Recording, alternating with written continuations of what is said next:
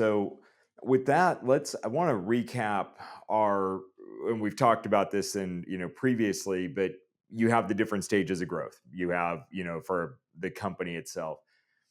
And then, but within each of those stages of growth, and we had an intro to that in part one, but within each of those stages of growth, then you have the management team and the management Mhm. systems. Really, all of it's kind of going through this, all aspects of it: the strategy, the systems, and the people themselves. Kind of go through three major phases as we're looking at development phases. From emerging, we're kind of figuring this out. Probably bringing habits from before into the new role or into the new stage of the company's growth, not fully seeing everything.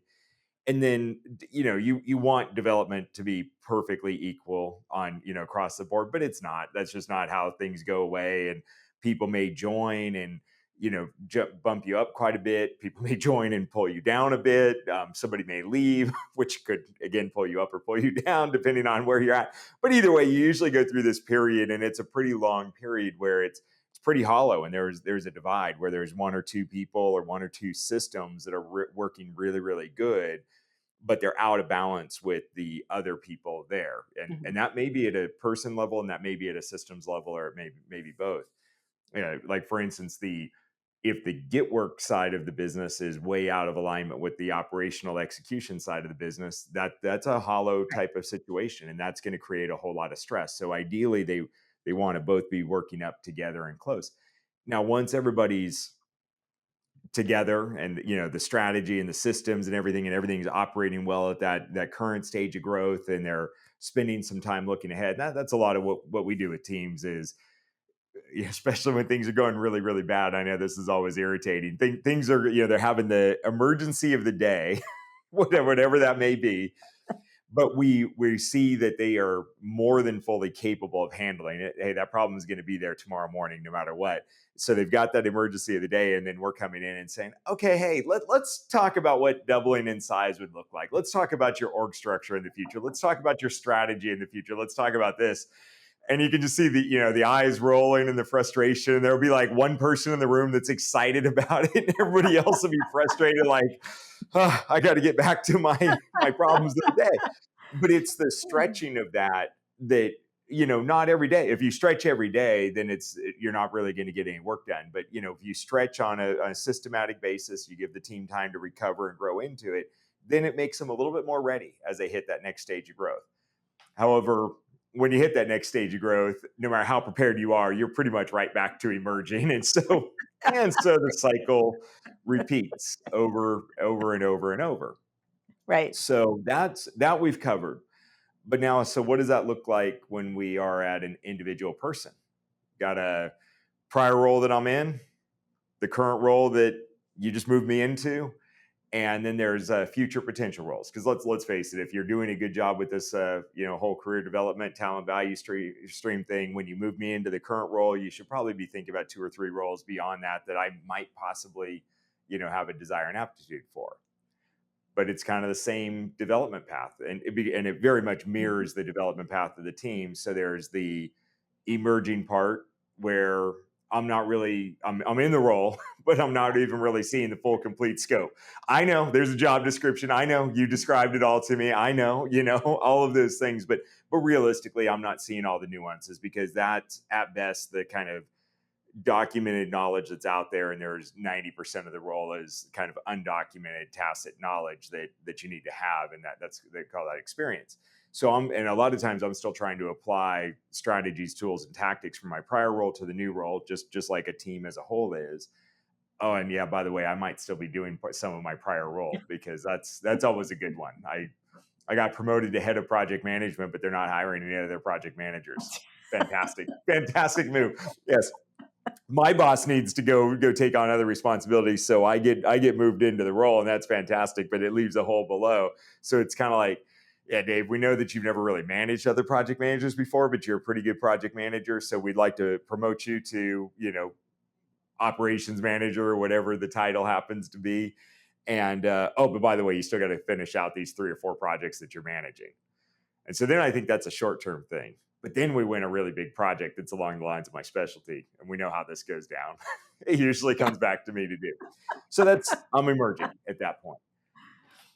Hollow to me is like, now I'm in the role and I see the full scope of the role, and I have the knowledge about it, but I'm really struggling to comfortably and consistently execute. And some of that is about me and just learning, kind of what are the operating rhythms and the habits. It's kind of like I know how to run, but I don't do it as consistently as I should. And the other part of it is like, it just takes a certain amount of time for a team to gel together and really start clicking together. And some of that's just time. So even if I know everything, if I came into the role and I knew everything to be done, I'm still going to go through a period of time of adjustment where the team's just kind of figuring out how to work together. And then, much like the team, I'm fully ready. I'm comfortably and consistently executing. I've developed some knowledge and capabilities about the future potential roles, and I've developed a few other, hopefully at least one other person, so that as I move to that future role, I can backfill behind. How do you see this? This is an electrician's version of organizational development. Well, So, I see the A to B to C, exactly the same, right? It is all about kind of your comfort in that role. Uh, I look at it as you're going into it, as you're moving into that emerging, because everybody's going to start in emerging in every role that they start in. I think you move quicker through the ABC depending on how you went into A.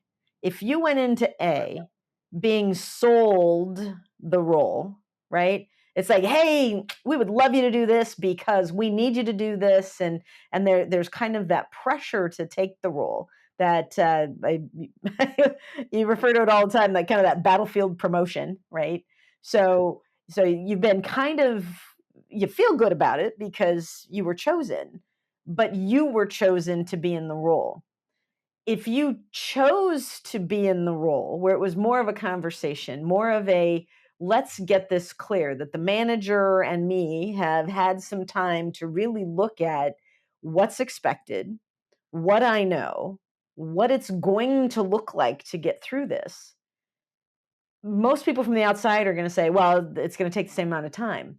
It's not, because the person who chose the role is just going to manage it differently. They're going to perform differently. They're going to have a different level of relationship with their manager. And chances are that emerging to hollow to ready, is there a scientific basis on this? Just my own my own history, right? But it tends to go faster when you've been very open, very honest, and very transparent about what that role looks like. So the tube that people go through seems to have a bit more velocity to it when it was something they chose and not something they were sold, right? hmm.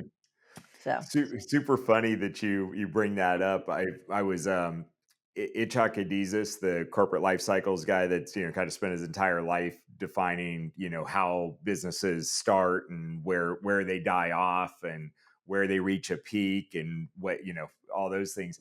He I'm reading one of his books now, one of his latest ones, and he's in his 70s. I love the wisdom that somebody has when they've made it their life's work to study this particular thing all around the world, whether it's companies or governments or what have you.